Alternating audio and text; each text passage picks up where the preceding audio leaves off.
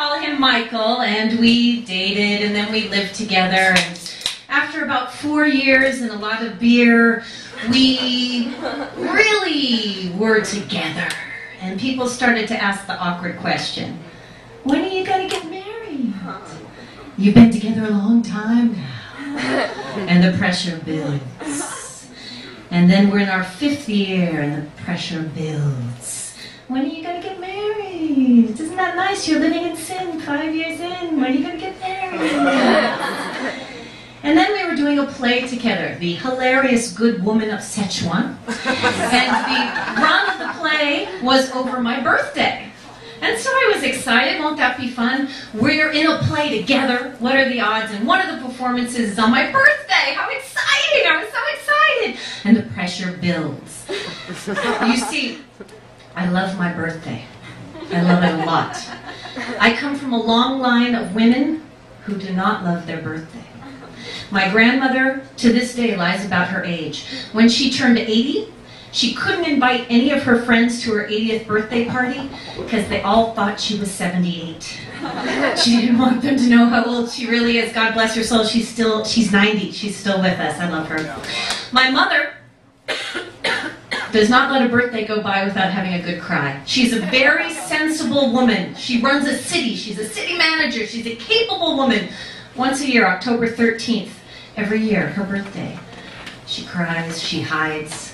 We try to do things to make it better. One year we bought my dad and I, we bought her this beautiful sweater with this lovely cowl neck and a lovely card, and I was about 8 and I'd written a lovely message, I love you, Mother, don't cry on your birthday, something like that. We handed her the present and she did this. What kind of a gift is a sweater for a birthday?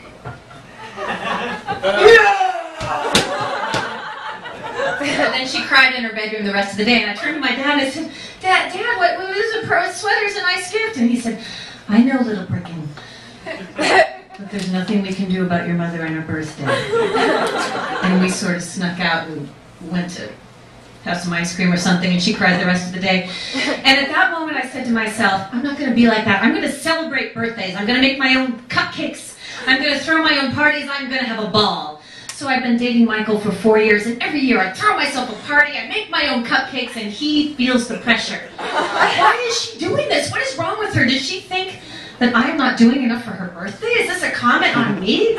The pressure builds. So it is my fateful 5th birthday into the relationship. And I'm having a good time celebrating my birthday. We're getting ready to go to the show. We're going to be in together.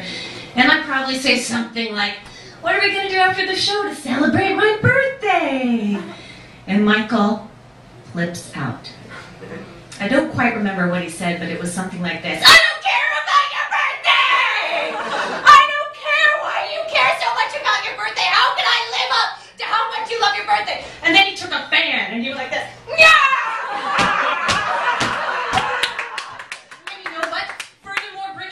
My mother has a ring, a diamond ring, that she was going to give to me, to give to you, to propose on your birthday, for us to get married. She's had it for 4 years. I'm not going to give it to you. I'm not going to marry you. I'm not going to marry anyone ever!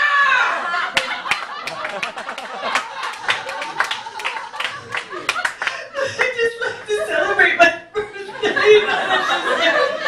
If I don't do this, then it's awful if I don't celebrate. You don't understand. My mom and grandma are really good. You were going to give me a diamond. I like diamonds.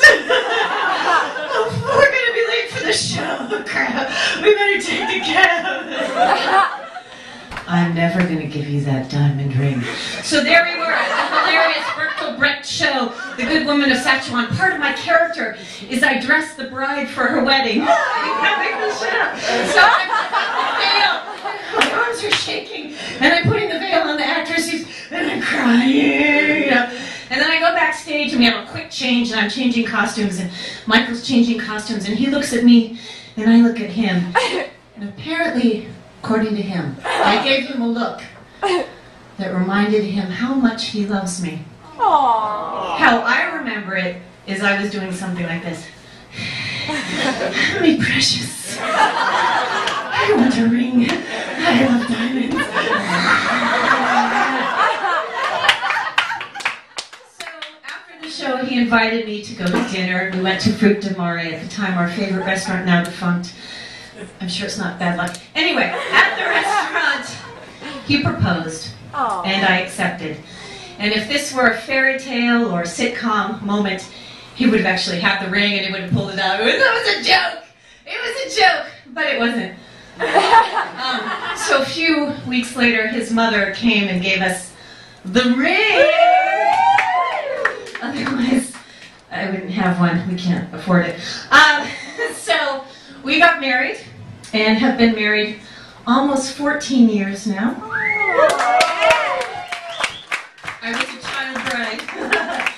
And I must say, we had a perfect wedding. There was a 5-state power outage during our wedding. I'm sure it had nothing to do with us getting married or my bad luck. But it ended up being perfect. We took the wedding outside and we sang and danced under the stars. And it was wonderful.